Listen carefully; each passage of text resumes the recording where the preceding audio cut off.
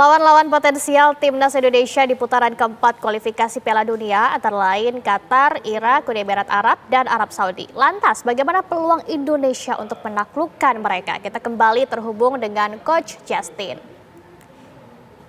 Nih Coach, bagaimana Anda? Ya, silakan Coach. Menurut saya ada beberapa faktor yang patut diperhitungkan ya. Satu, faktor teknis, faktor secara sepak bola kita nggak kalah. Tadi sudah disebut bahwa kita 4 kali bermain, 2 kali seri, dan 2 kali menang. Jadi dari situ kita sama sekali nggak kalah. Faktor kedua adalah faktor cuaca. Di sana mungkin di bulan Oktober, awal pertengahan Oktober, panasnya sama seperti Indonesia, tapi kelembapan lebih rendah. Dan juga rumputnya lebih bagus. Itu menguntungkan kita. Kelembapan mungkin sekitar 30-35%. Yang ketiga, ini yang kita tidak bisa kontrol, yang saya waspadai, yaitu faktor non-teknis. Karena kita lihat pada saat lawan Bahrain, extra time 6 menit, ditambah 50%, jadi 9 menit. Padahal tidak ada kejadian yang signifikan yang memberi alasan kepada wasit untuk menambah 3 menit. Terus kebobolan. Saya juga nonton matchnya Qatar lawan India, bermain di kandang. Bola itu sudah out mungkin setengah meter. Masih disahkan golnya. Jadi faktor-faktor non-teknis ini, tim Timur Tengah ini sangat punya reputasi yang tidak bagus. Karena dari 6 negara yang sudah lolos, pastikan lolos, hanya 1 dari negara Timur Tengah. Artinya mereka masih mengincar. Jadi 2 faktor itu kita menguntungkan kita, hanya faktor non-teknis ini yang kita tidak bisa raba, yang kita tidak bisa tahu. Kemarin saya baru dapat kabar bahwa kita akan tetap bidding agar menjadi tuan rumah. Semoga dikabulkan. Baik, Coach Justin, ini tentunya ada banyak tantangan dan juga peluang yang akan kita hadapi ke depannya. Salah satunya adalah fisik pemain timnas Indonesia. Anda melihatnya seperti apa dan kira-kira apa yang harus dilakukan untuk meningkatkan fisik dari timnas Indonesia ini, Coach?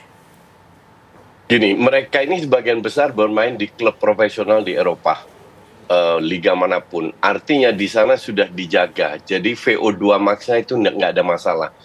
Hanya kelembapan yang 80% itu menjadi masalah. Tapi jika kita bermain di kandang, oke. Nah, kalau seandainya kita main di Timur Tengah, kelembapan di sana itu lebih kering, yang nggak jauh beda sama dengan pada saat summer di Eropa.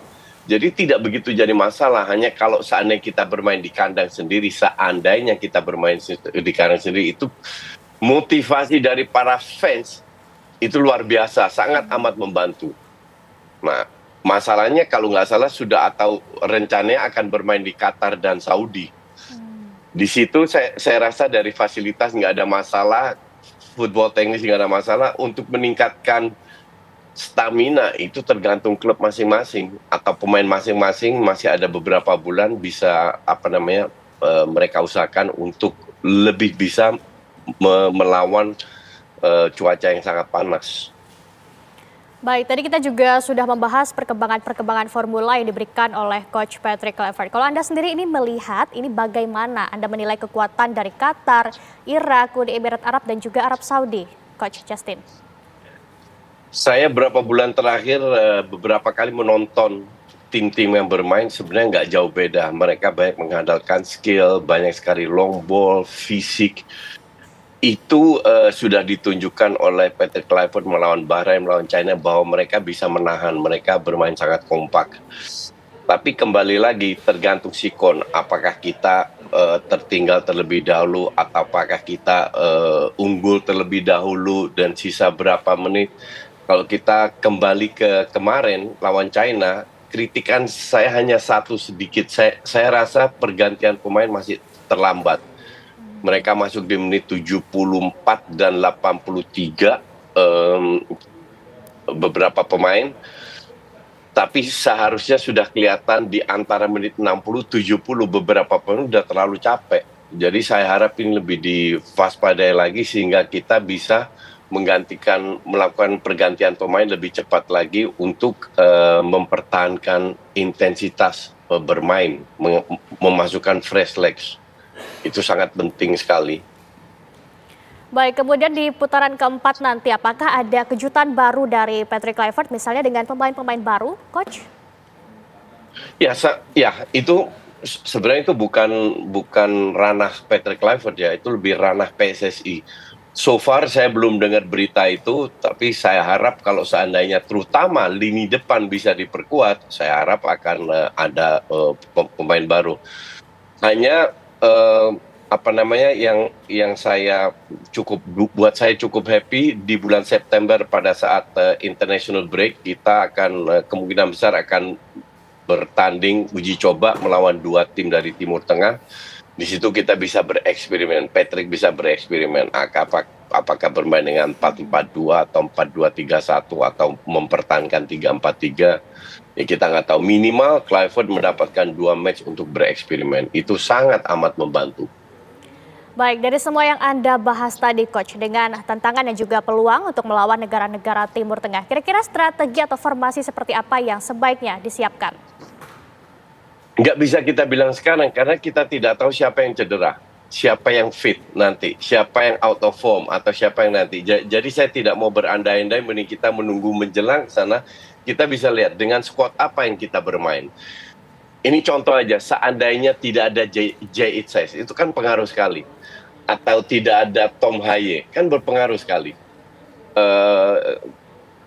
Jadi sistem ini atau line up seperti apa, kita tidak pernah tahu, tergantung squad yang dimiliki dan tergantung form dari pemain seperti apa. Jadi kalau seandainya Kambuaya dan Jakob dan Egy bermain, belum tentu mereka menjadi starter lagi. Itu yang akan dipantau terus oleh tim pelatih. Jadi kita nggak bisa berandai-andai sekarang, masih jauh lah. Baik, tapi kalau kita lihat dari pertandingan kemarin, ini Miss Hilgers belum dimainkan. Kira-kira apa alasannya, Coach Justin? Ya.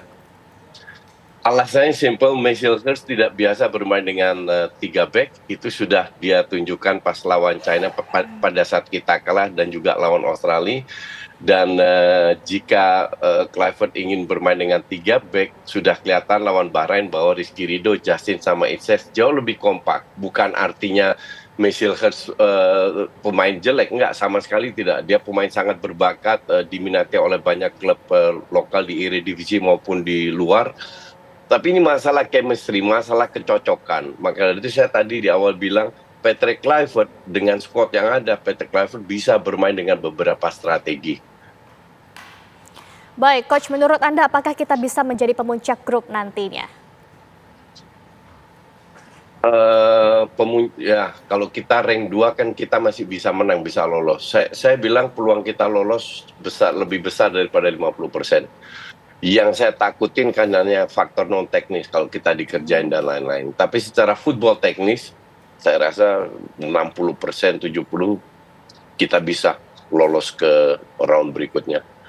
Dengan catatan pemain pentingnya nggak ada yang cedera juga ya. Itu penting sekali itu.